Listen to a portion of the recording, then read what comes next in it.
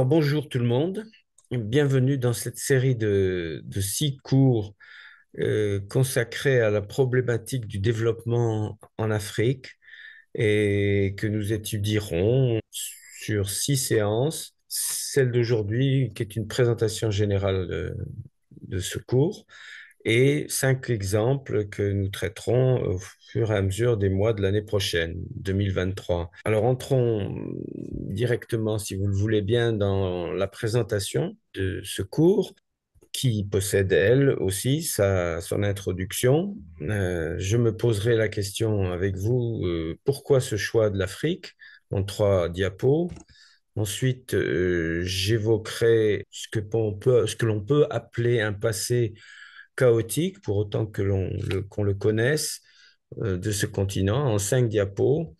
Enfin, je me poserai la question de savoir si le présent, je parle bien sûr du présent économique et social, est sans espoir ou pas, en 4 diapos.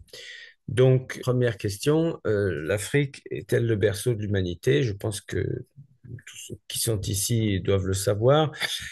Je voudrais d'ailleurs, à ce propos, vous rappeler que souvent, vous allez vous rendre compte qu'il y a beaucoup de choses que je dis qui sont connues. Mon propos, c'était dans cette présentation d'aujourd'hui, présentation générale, c'était de rappeler un certain nombre de choses justement connues et d'en faire ensemble avec vous un socle pour notre réflexion en commun. Donc, c'est jamais inutile de rappeler effectivement que l'Afrique est, pour la plupart de la communauté scientifique, enfin tous, le berceau de l'humanité. Alors ça a commencé avec, en 1974, la découverte par une équipe d'anthropologues conduite par Sam Coppens, une équipe de jeunes anthropologues qui, dans la Rift Valley, en Afrique de l'Est, c'est une grande dépression qui va du lac Tanganyika et qui continue, qui se prolonge dans la mer Rouge. Dans cette Rift Valley, du côté du nord Kenya, sud éthiopien, ils ont découvert une cinquantaine d'ossements et par leur science, et ils ont pu reconstituer un squelette de femme vieux de 3,2 millions d'années, alors daté comme vous le savez bien sûr au carbone 14, c'est-à-dire le carbone 14 est un isotope du carbone qui se dégrade avec le temps, et donc on a une échelle et on peut lire selon la dégradation du carbone 14 l'âge de la chose ou de l'os que l'on étudie. Et donc, cette femme, il s'agissait d'une femme, était vieille de 3,2 millions d'années avant notre ère. C'est-à-dire, c'était vraiment très ancien. Et alors, ils l'ont appelée Lucie. Pourquoi ils l'ont appelée Lucie?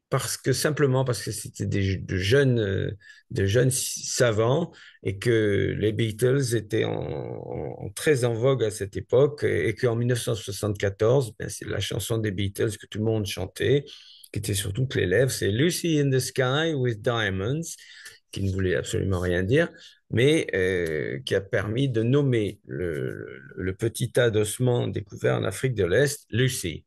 Ensuite, Lucie a fait des petits, et elle n'était pas tout à fait une hominidée qui ressemblait à Sapiens, mais 600 000 ans plus tard, c'est-à-dire moins 2,6 millions d'années, est apparu le vrai genre humain.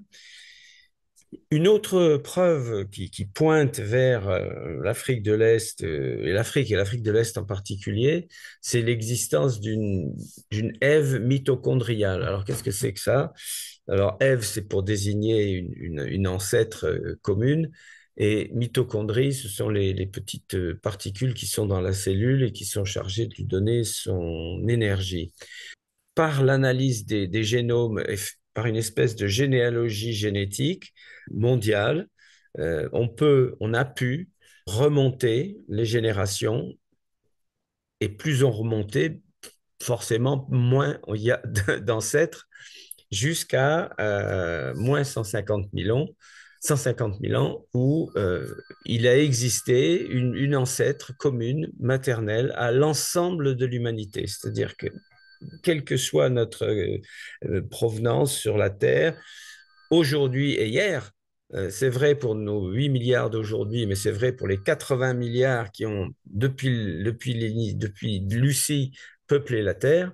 Nous sommes tous, nous avons tous cette Ève, inconnue bien sûr, mais cette femme africaine, il y a moins 150 000 ans en Afrique de l'Est.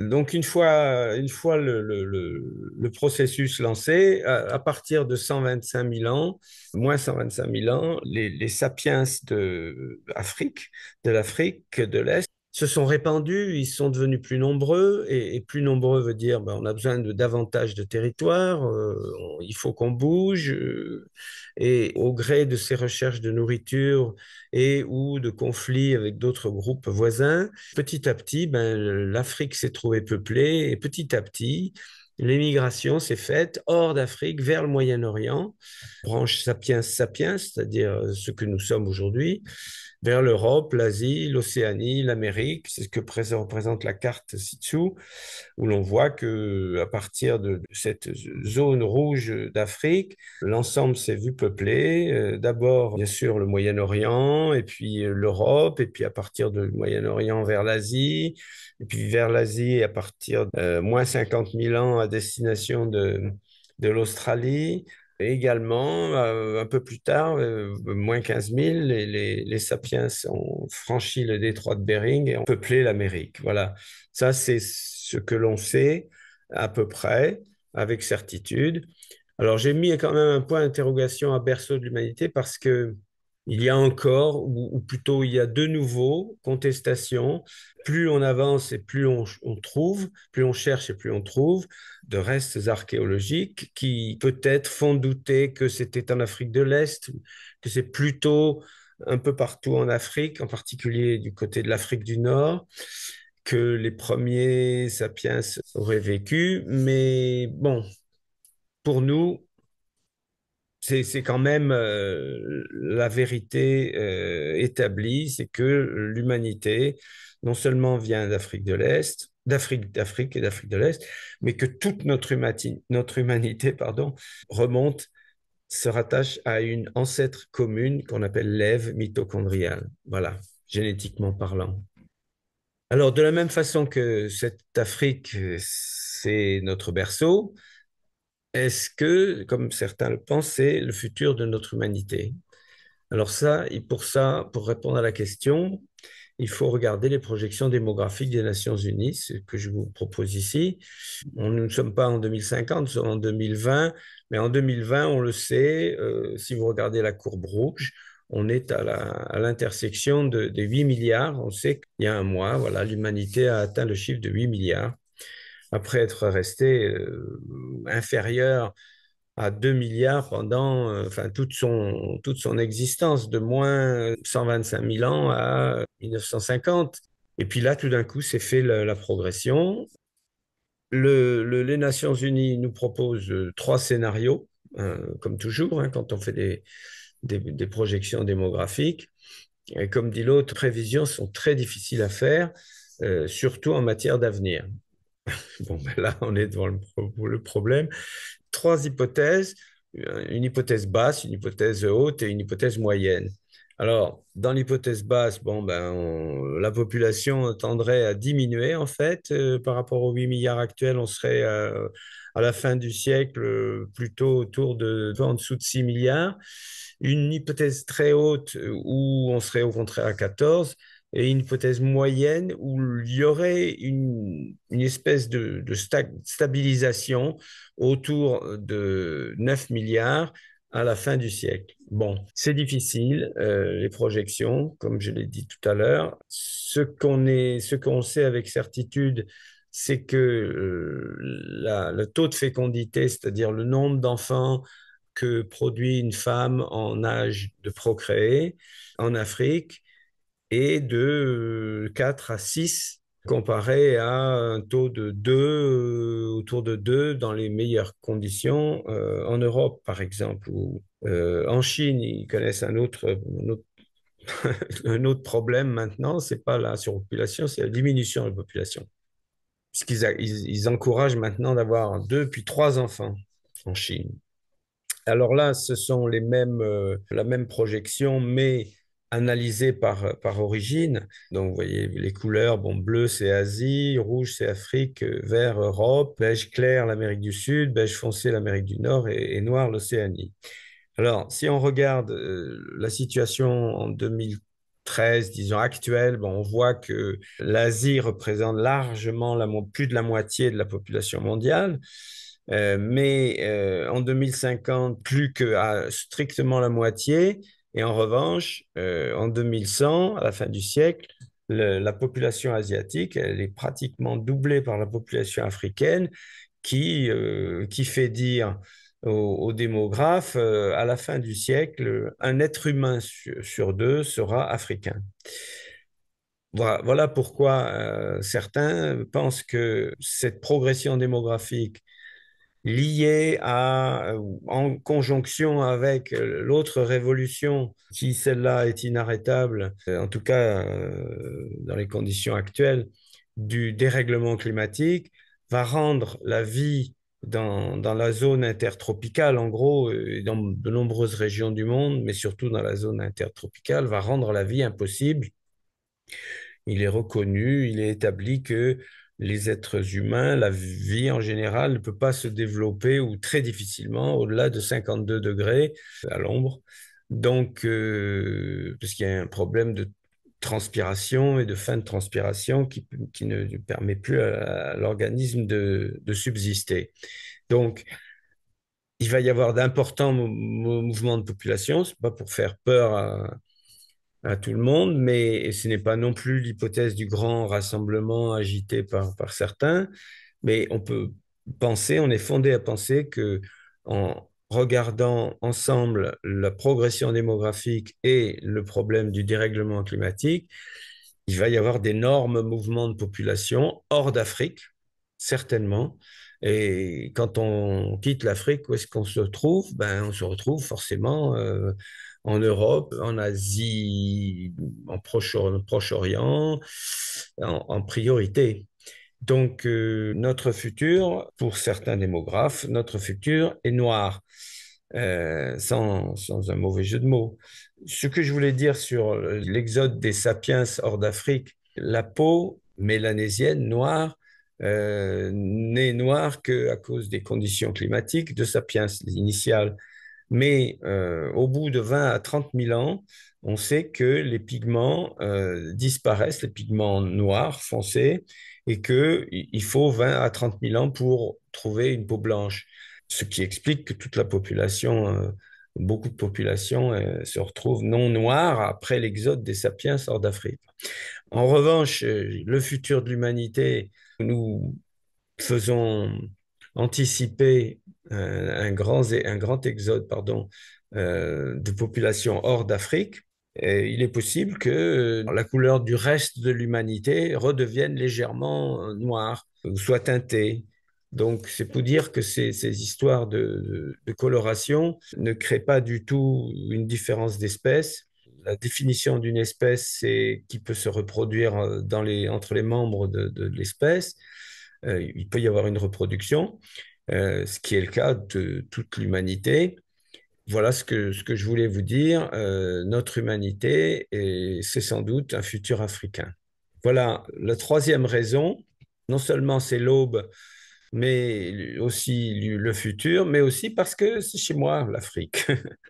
Voilà, sur les 54 pays reconnus par les Nations Unies, ben moi j'en connais 27. Voilà, grâce à mon choix puis à la chance de la vie, et qui m'a fait non seulement connaître, mais travailler et séjourner dans 13 sur ces 27, sur ces 54 pays, 13 pays dans lesquels j'ai travaillé, qui sont, voilà, que j'ai listés là, et certains en petit séjour, d'autres en séjour plus long et dont je vais sélectionner, je vous propose de prendre 5 exemples pour les étudier en détail et voir ensemble en quoi la problématique africaine est vraiment une problématique de développement commun.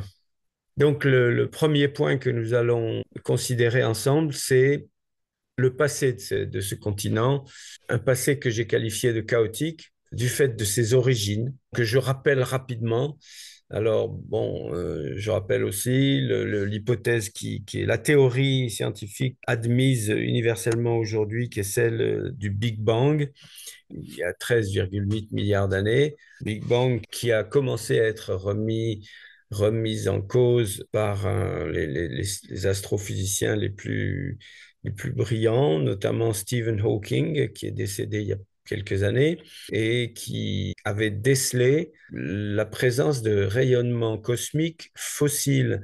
C'est-à-dire, il avait trouvé que dès le Big Bang, on pouvait dire qu'il y avait des rayonnements qui venaient d'avant le Big Bang. Donc, je ne vais pas entrer dans le détail parce que je ne le connais pas et je n'y comprends rien, mais ce que je comprends, c'est qu'il y a certains scientifiques qui pensent, avec raison, que l'expansion initiale était précédée d'une contraction et que donc il faut voir plutôt notre univers comme une série de contraction et d'expansion dont celle où nous sommes constitue simplement un des rebonds, puisque c'est ce que veut dire bounce, que propose l'histoire de l'univers. Mais en fait, ce à quoi pointe la théorie du Big Bounce, c'est qu'il n'y a pas de commencement, il n'y a pas de fin, il y a une série de contractions et d'expansions, et que nous sommes dans une série de... Voilà, c'est un univers éternel, infini. Et alors, ce qui est curieux, c'est que ce que permet la science la plus pointue retrouve ce que Aristote disait il y a moins 500 avant notre ère, qui admettait qui partait du principe que l'univers était éternel. Et simplement, il basait son raisonnement et sa conclusion sur autre chose que celle de scientifiques comme Stephen Hawking. Enfin, peu importe, mais ce qui se trouve, c'est que vers 400 millions, moins 400 millions d'années, il s'est trouvé sur cette planète, la Terre, qui a été créée vers moins 4 milliards d'années. Il s'est créé en moins 400 millions. Il y avait des morceaux de terre émergés qui flottaient sur les eaux et ces éléments épars ont constitué, par les courants, ont constitué, alors c'était à l'échelle de millions d'années, bien sûr, un continent unique qu'on a appelé la Pangée. En fait, Pangaea, c'est toutes les terres. Et cette Pangée, qui a cette forme un peu protozoaire, là, c'est finalement à son tour disloqué à partir de moins 200 millions d'années pour constituer ce qu'on a appelé la dérive des continents par tectonique des plaques. Les plaques sur lesquelles le continent se repose sont en fait mobiles. Il faut les voir comme flottant sur le magma. Bon, c'est pas tout à fait exact, mais ça ira comme image. Jusqu'à aujourd'hui où la dérive est de l'ordre de quelques millimètres à quelques centimètres selon les parents, selon les continents. Alors, les temps géologiques permettent toutes les hypothèses, hein, parce que 1 millimètre par an, c'est pas grand-chose. Je prends toujours l'exemple pour parler de l'érosion et percevoir ce qu'est le temps géologique. Je regarde le pic du Midi et on sait que ben, fatalement, la neige et les rochers, le vent, les intempéries font qu'il perd à peu près 1 millimètre par an. Bon, c'est pas perceptible, hein. Moi, je suis ici depuis 42 ans, on voit rien. Mais 1 000 ans, ça commence déjà à faire, parce que 1 000 millimètres, ben, ça fait 1 mètre. Et 1 million d'années, eh ben, ça fait 1 000 mètres.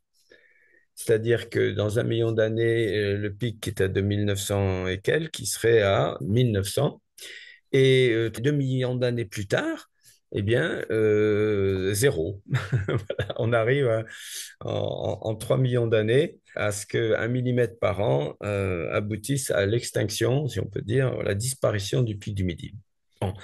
Il en est de même de la dérive des continents qu'on mesure aujourd'hui pour être de l'ordre du millimètre ou du centimètre selon certains continents et qui n'est pas négligeable.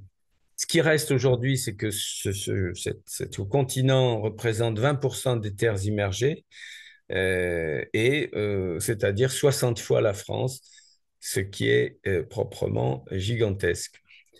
le passé chaotique, bon, il est commun avec le reste des terres dans la première vue que nous avons regardée, mais ensuite, le problème de l'Afrique, c'est que elle a été très mal étudiée, on a très peu, on n'a pratiquement pas d'écrits jusqu'à une période très proche, ce qui fait que même quand on regarde le Moyen Âge, on a des indications mais pas de certitude. Alors, j'ai fait figurer ici une carte de ce que j'ai appelé des empires sans lendemain, c'est-à-dire on sait par recherche archéologique et recoupement de témoignages de voyageurs arabes souvent, qu'un certain nombre d'empires se sont constitués. Alors des empires par opposition à un pays, vous connaissez la différence. Un pays, c'est un bout de terre avec des frontières, délimité par des frontières.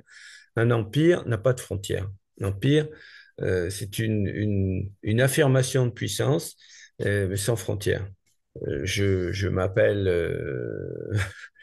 quand je suis au Ghana entre le 8e et le 12e siècle, je sais que j'ai un empire, je ne connais pas les frontières avec certitude, et elles peuvent changer rapidement au gré des conflits et de mes conquêtes. Alors, ce qu'on peut voir, il y a plusieurs tracés de couleurs. Bon, l'Empire du Ghana, tout ça, ça se passe plutôt en Afrique de l'Ouest, hein, ce qu'on a vu. L'Empire du Ghana, l'Empire du Mali, vert clair, l'Empire du Songhai, entre le 12 et le 16e siècle, en bleu, l'Empire du Monomotapa dans l'Afrique septentrionale, méridionale plutôt, l'Afrique du Sud, l'Empire du Monomotapa qui est autour, en gros, autour du Zimbabwe. Sans oublier, bien sûr, le monde arabo-musulman qui est parti d'un petit village d'Arabie, Médine, et pour envahir très rapidement, en moins d'un siècle, la totalité du nord de l'Afrique et constituer là aussi un empire. Ce qu'on a vu aussi, c'est quand on essaie de remonter plus loin, il est question de trois royaumes ou empires que j'ai fait figurer dans la petite boîte en bas de la vue. Le royaume de Couch, avec un K, là, qui se situe donc en gros au niveau du Soudan, qui a connu son apogée en moins 2000.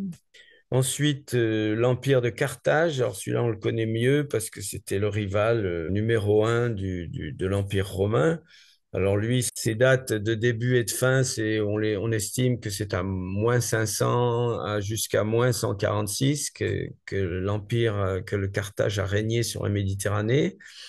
Et puis le royaume d'Aksum, alors en Afrique de l'Est, à peu près au niveau des endroits où Lucie et l'Ève mitochondriale ont pu être situés. Et le royaume d'Aksum qui a correspondu à peu près aux dates de l'Empire romain, c'est-à-dire de moins 27 à plus 476. Là, j'ai mis moins, mais c'est plus bien sûr. C'est-à-dire 476, c'est la fin de l'Empire romain d'Occident qui se réfugie donc à Constantinople, l'Empire romain d'Orient, jusqu'à l'invasion des Ottomans en 1453, et la conquête. Donc, le passé de ce grand continent est mal connu pour plein de raisons. Les Européens ne s'y sont pas intéressés jusqu'à une date récente et il reste donc cette espèce de flou sur le passé africain.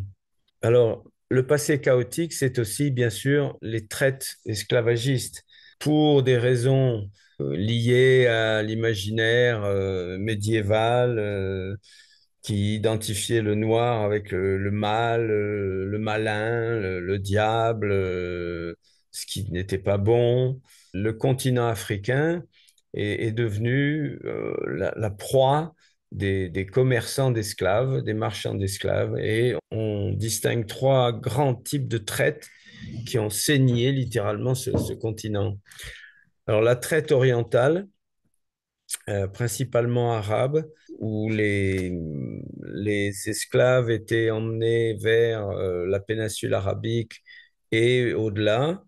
Et là, on estime que entre 12 et 17 millions de déportés, mais sur 13 siècles, entre le 6e et le 19e, voire le 20e et plus, hélas. C'était énorme, une population de 12 à 17 millions d'êtres humains qui auraient été ainsi arrachés et vendus et utilisés comme esclaves. Le deuxième type de traite, c'est la traite intra-africaine, c'est-à-dire entre parties d'Afrique. Et là, bon, elle est peu documentée, mais elle avait pris un tour un peu traditionnel et elle porte effectivement sur 10 à 14 millions de déportés, de personnes déplacées contre leur gré et mises en esclavage sur une dizaine de siècles, du 8e au 18e. Et enfin, bien sûr, celle que l'on connaît, à laquelle on se réfère le plus souvent, la traite transatlantique, la plus scandaleuse, on peut dire, parce que si elle n'a porté que sur finalement à peu près le même nombre de gens, une douzaine de millions, voire un peu plus, l'essentiel, 90%, a concerné un seul siècle, le 18e siècle. Elle a commencé vers le 15e avec les navires portugais qui étaient à la recherche de ports d'escale le long de la côte africaine et qui cherchaient les épices et la route des Indes et ont constitué des petites poches, des comptoirs qu'on a appelés des comptoirs où ils pouvaient commercialiser, commercer et où vraisemblablement les premiers esclaves leur ont été proposés de façon locale. Donc après, le pli étant pris, le commerce c'est systématique constitué après la découverte, entre guillemets, du continent américain par Christophe Colomb, et jusqu'à l'établissement de ce qu'on a appelé le commerce triangulaire. Donc sur cette carte, on voit bien sûr que la plus grosse flèche représente effectivement la traite transatlantique entre 12 et 15 millions et avec deux grandes destinations, l'Amérique du Sud, essentiellement le Brésil, et les Antilles et l'Amérique du Nord, sans oublier quelques petits emprunts de la part de l'Europe. Là, on voit aussi l'importance des traites intra-africaines et de la traite orientale qui, selon certains, a continué longtemps. Je voulais vous dire à propos de cette exportation et du rôle des Portugais. Les premiers comptoirs portugais datent avant la découverte du continent américain par Colomb, puisque les premiers comptoirs, c'est début du 15e, vers 1420-30, et on cite même les premières ventes d'esclaves ayant lieu à Lisbonne, où 200 ou 300 esclaves noirs ont été vendus. Donc ça, c'était en 1450. Or, l'Amérique, le voyage de Colomb, c'est 1492.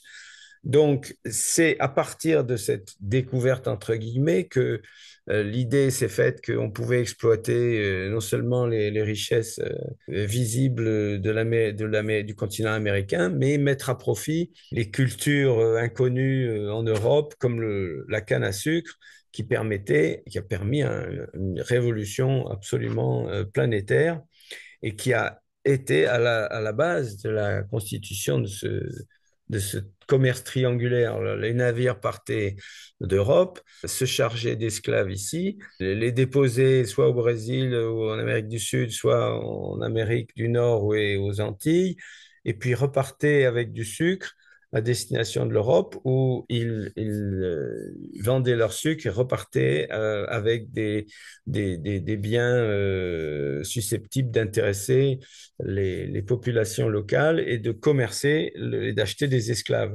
On dit toujours de la verroterie, des bijoux, mais aussi avec le temps d'autres produits qui, qui, qui, qui avaient plus d'intérêt pour les populations africaines. Donc, le Portugal a été pionnier, non seulement pour découvrir l'Afrique et le reste du monde, mais je pense au voyage de Magellan en particulier, 1520, autour du premier tour du monde.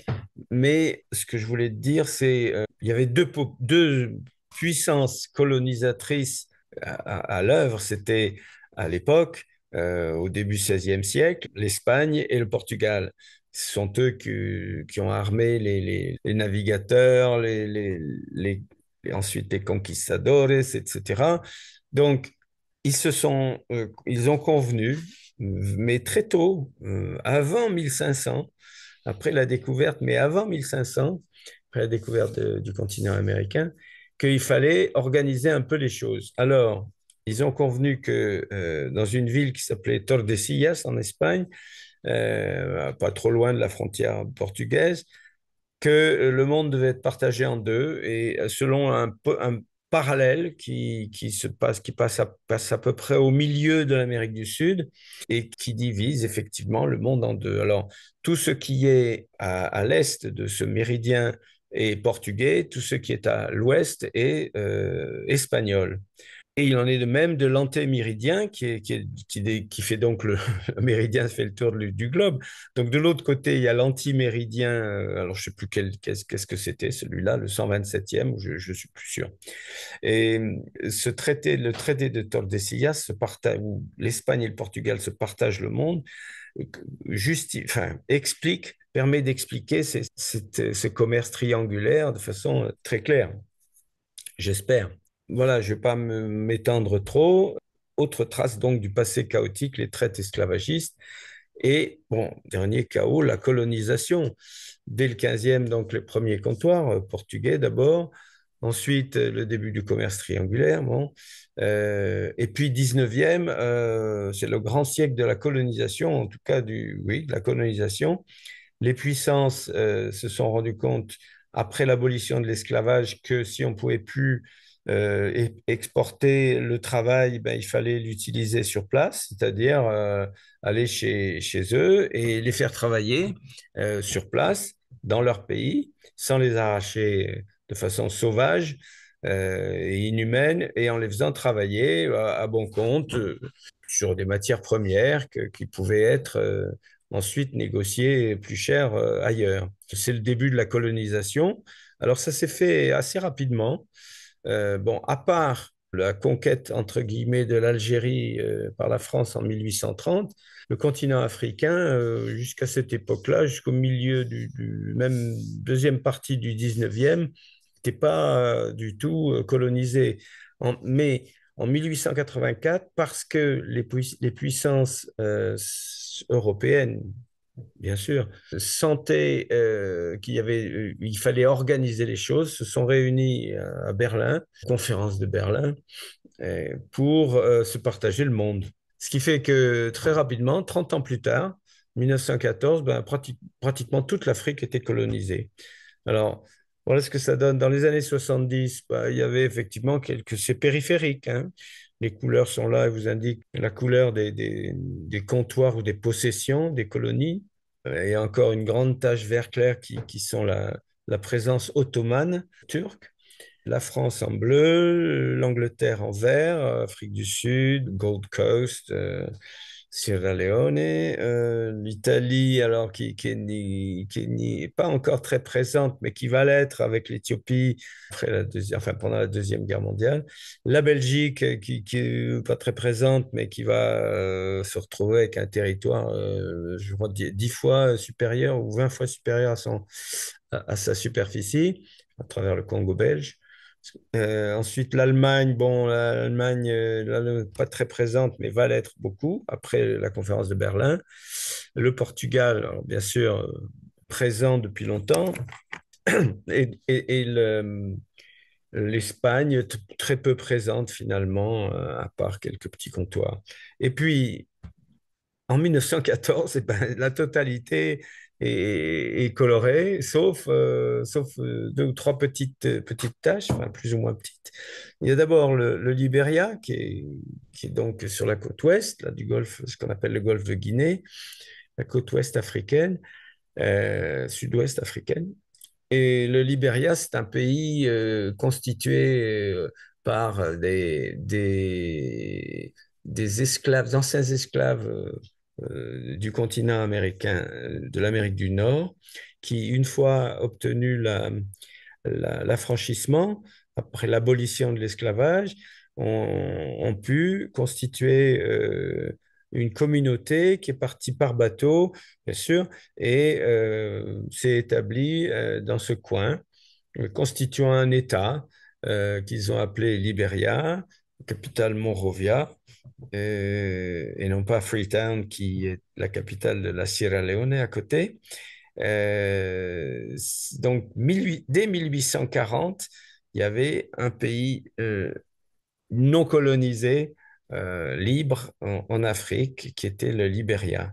Mais il y a aussi l'Éthiopie, qui avait un empire, l'empire du Négus, très ancien et très respecté, ce qui fait qu'il n'a jamais été colonisé. Or, la présence symbolique de troupes italiennes du temps de Mussolini pendant la Deuxième Guerre mondiale, et également tout ce qui est maintenant l'Union sud-africaine et qui, dès 1914, s'était libéré, s'était libéré de la présence anglaise avec une guerre très, très sanglante vers 1905 qui avait illustré le créateur du scoutisme, Lord Baden-Powell plutôt. Et ce pays se trouve dès 14 libre, indépendant. Une des raisons avancées étant que il y avait, lorsque les premiers occupants sont arrivés, ils étaient à égalité noir et blanc. Noir parce que les populations bantoues ont eu tendance à descendre vers le sud à la recherche de, toujours pareil, de nourriture ou de pâturage et où mais il y avait aussi beaucoup de Européens, les Européens, surtout hollandais, protestants et chassés d'Europe, et qui sont venus se réfugier en Afrique du Sud, constituant un petit noyau, et puis petit à petit, un pays mi-blanc, mi-noir, et bien sûr qui allait connaître, comme on le sait, la domination blanche, puis la libération très récente de la fin de l'apartheid. Donc, à part ces trois exemples très finalement minoritaires, en 1914, la totalité du continent est colonisée, c'est-à-dire occupée par des puissances occidentales qui font travailler les populations locales à leur profit. Voilà. Dernier chaos, ben, la décolonisation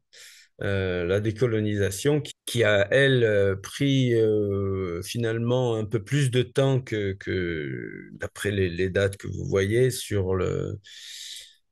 qu'elle a pris plus de temps que la colonisation. Quand la colonisation avait duré moins de 50 ans, la décolonisation s'est étalée sur plus d'un siècle.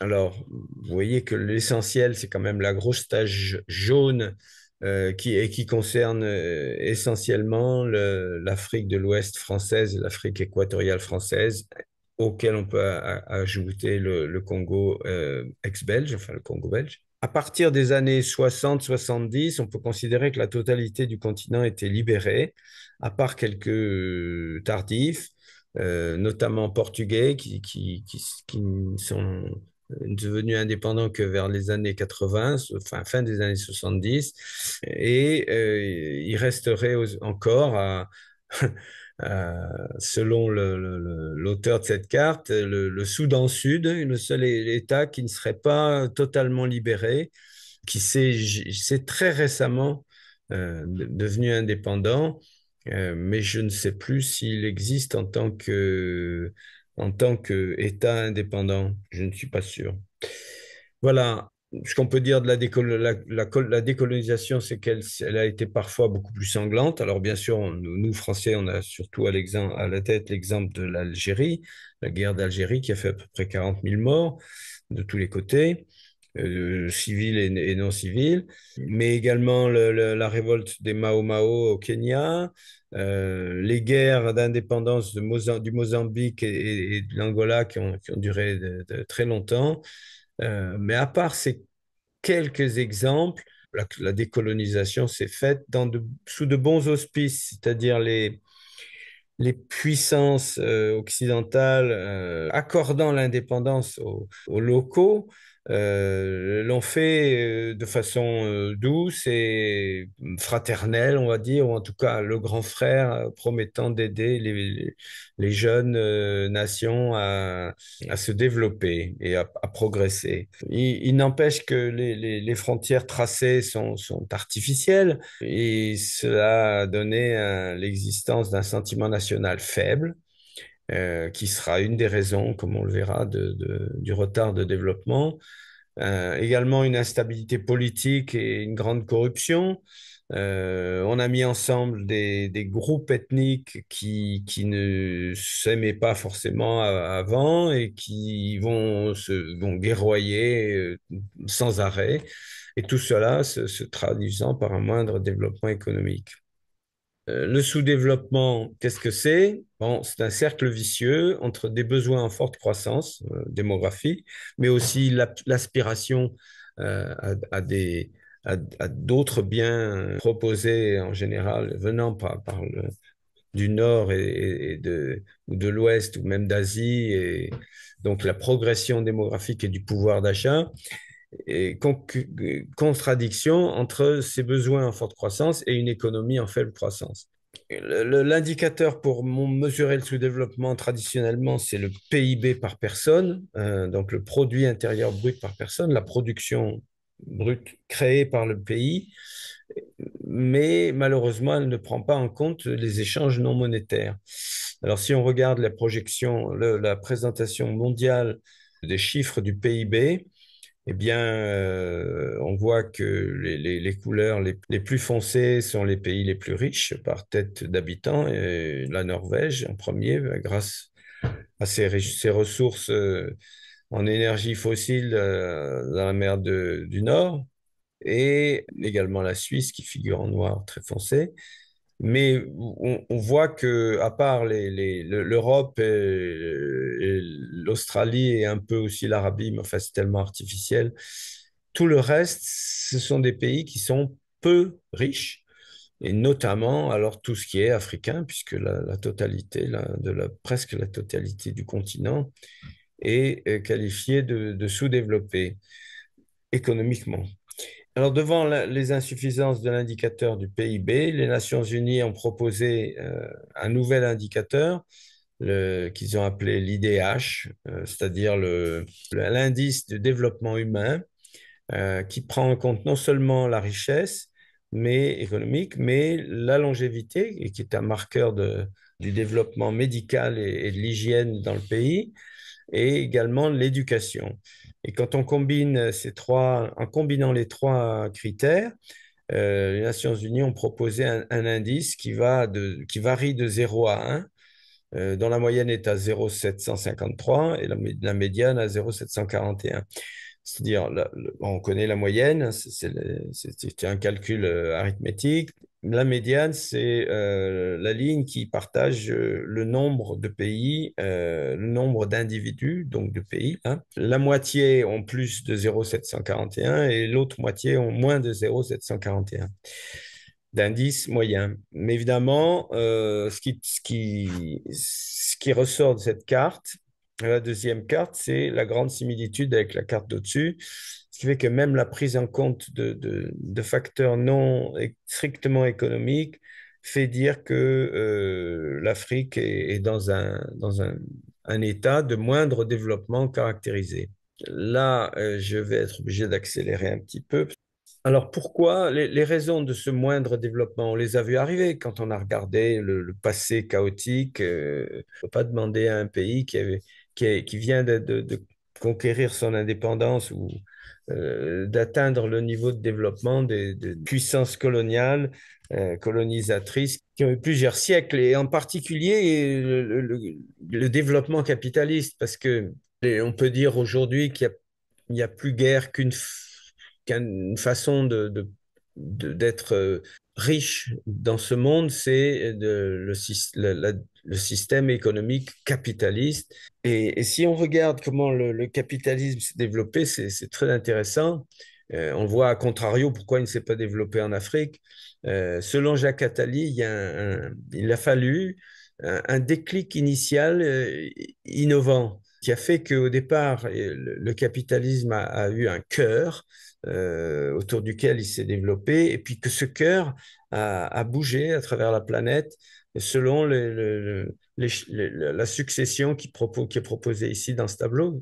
On voit que le cœur a démarré dès le XIIIe siècle à Bruges, qui avait été favorisé par la découverte du gouvernail des tambours, c'est-à-dire une façon de gouverner qui était meilleure pour les navires et qui a permis aux Pays-Bas de dominer les mers. Ensuite, le cœur s'est déplacé à Venise grâce à l'invention ou la découverte, l'invention d'un type de bateau formidable qu'on a appelé la caravelle et qui a permis en particulier de traverser les mers, de découvrir le continent américain et de faire le tour du monde.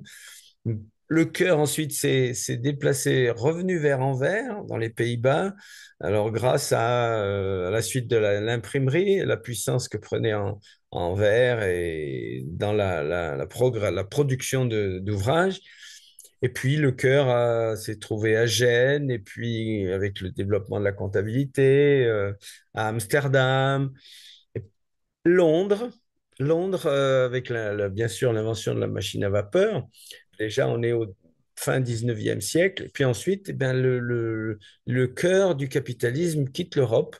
Et on le sait, on le voit, il se déplace à Boston, où, selon Attali, c'est grâce au moteur à explosion. Et puis ensuite à New York, au moteur électrique et au développement de l'électricité. Et pour s'établir aujourd'hui, jusqu'à quand, et est-ce que c'est encore le cas, autour de Los Angeles, où règne le microprocesseur grâce à l'invention du microprocesseur. Alors, Los Angeles, mais aussi San Francisco, disons la côte ouest des États-Unis, qui constitue le cœur du capitalisme. Il faut bien un détail innovant, mais ensuite, il faut qu'il y ait des gens qui dominent d'autres. C'est ce que Marx a appelé l'extorsion de la plus-value du travail, qui permet à certains de s'enrichir aux dépens des autres et de constituer du capital. Mais il y a aussi quelque chose d'important dans le développement capitaliste, c'est ce que Max Weber, un sociologue donc allemand du début 20e, a appelé l'éthique protestante qui constituait l'esprit du capitalisme. Alors, il a constaté effectivement que l'éthique protestante reposait sur un certain désenchantement, mais le désenchantement entendu au sens de désenvoûtement, c'est-à-dire l'homme se libère avec la réforme, les êtres humains se sont libérés de l'idée d'un Dieu omniprésent et intervenant pour un Dieu qui leur donnait comme tâche de conquérir le monde et les autres et de réussir l'entreprise de puissance demandée, le critère étant finalement la richesse. Aux États-Unis, qui est l'archétype, c'est souvent le dollar et la Bible sont souvent une seule et même chose. La preuve d'une bonne pratique religieuse étant de réussir sa vie et d'amasser des dollars. À l'inverse, les racines du sous-développement, ben, le pillage qu'on a vu se produire au cours des siècles, humain puis matériel par les Européens. L'échange inégal, alors l'échange inégal, en particulier un économiste égyptien qui s'appelle Samir Amin qui a forgé le terme, en montrant à quel point la colonisation puis la post-colonisation ont toujours été basées sur un échange inégal entre la valeur du travail et la valeur des produits finis réexportés d'Europe et vendus dans les pays colonisés ou récemment décolonisés. Mais aussi, et j'en resterai là, les caractéristiques sociales persistantes que constituent d'abord la prééminence du groupe plutôt que l'individu.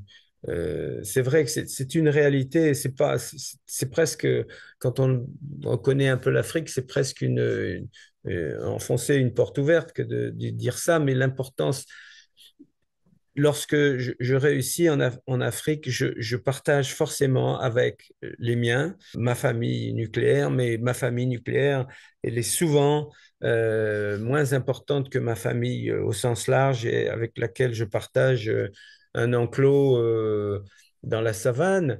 Et le partage à l'intérieur de l'enclos est systématique et extraordinaire.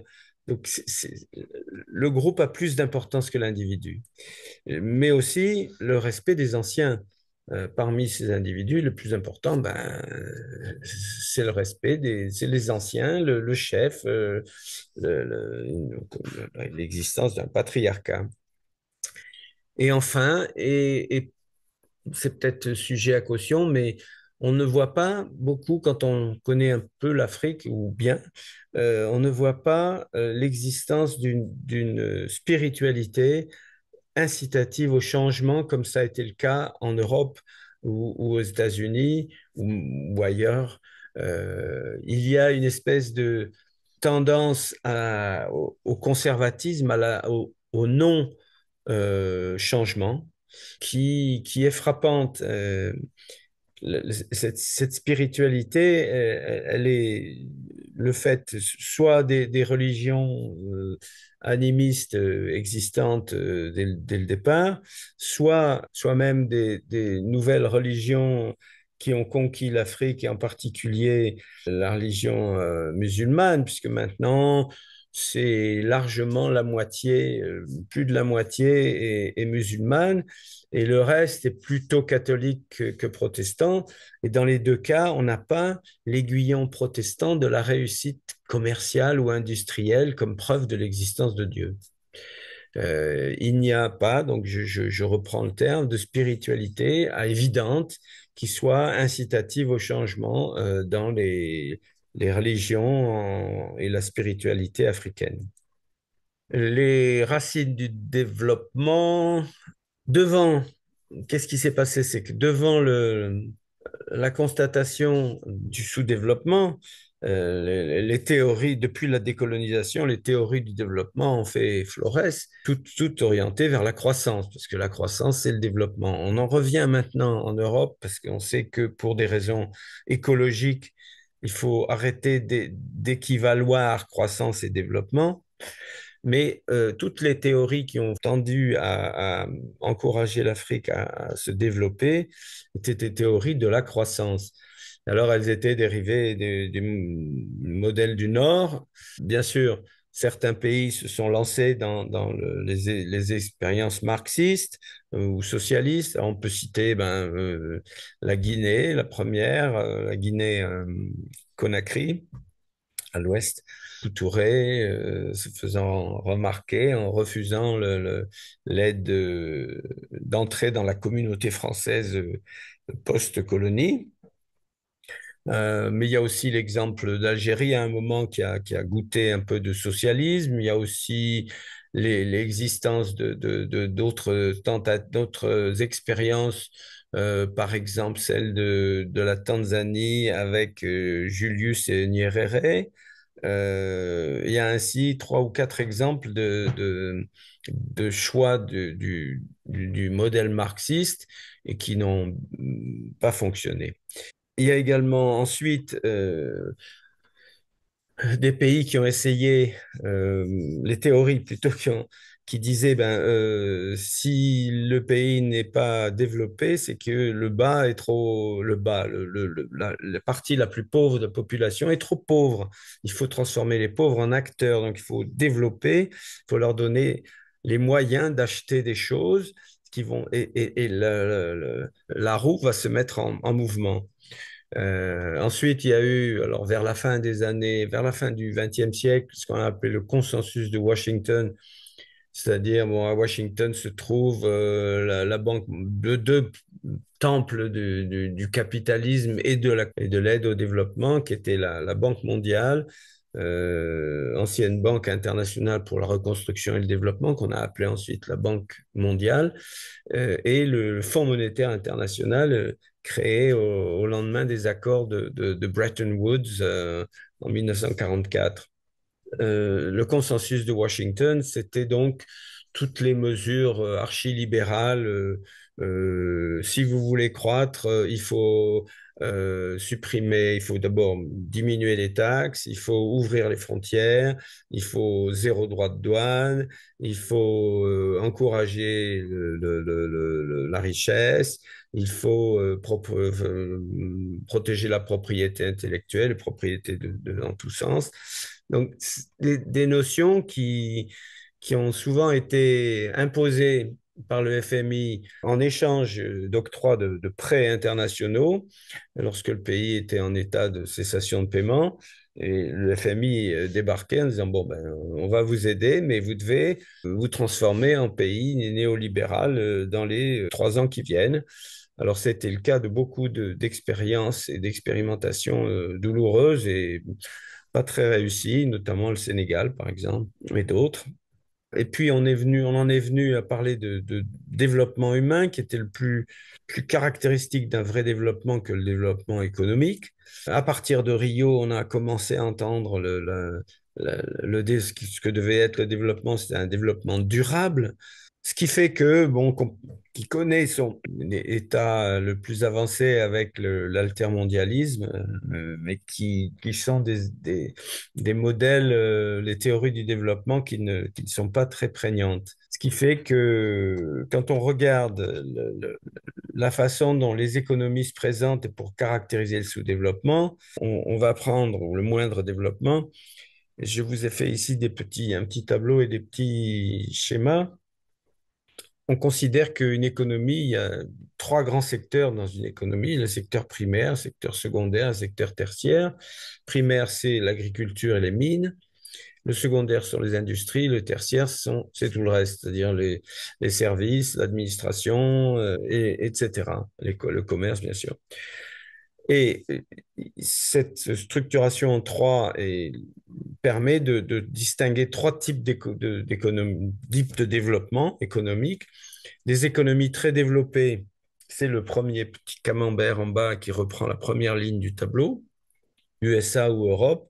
Le secteur primaire ne représente que 5%, le secteur secondaire 25%, et le secteur tertiaire, trois quarts de la richesse et donc de l'emploi viennent des services dans ces pays.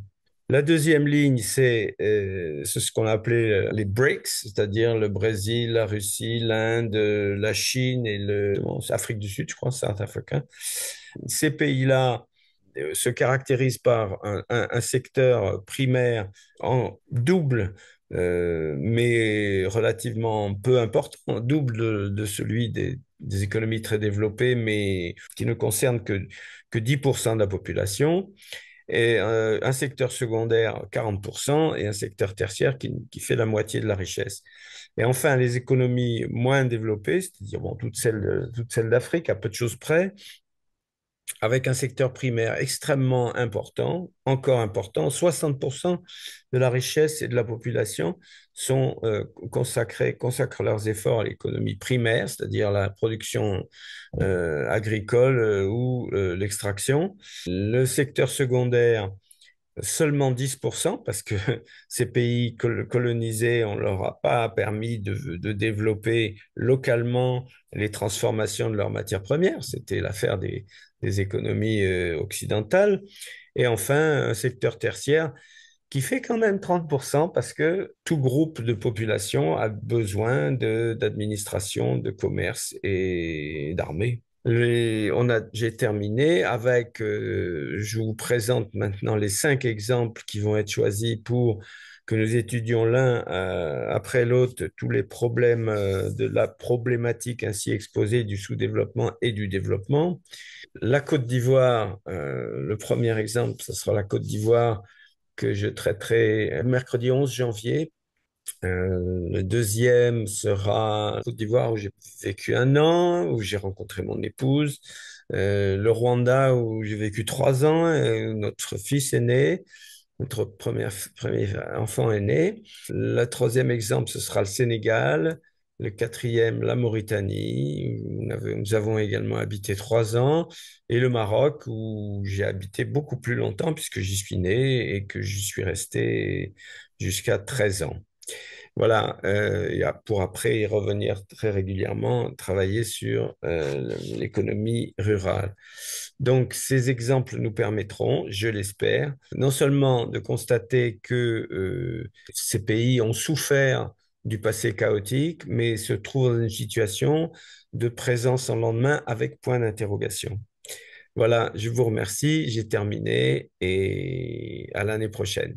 Si cette vidéo vous a plu, vous pouvez nous rejoindre à l'Université du temps libre de Tarbes et de Bigorre à l'adresse utl-tb.info.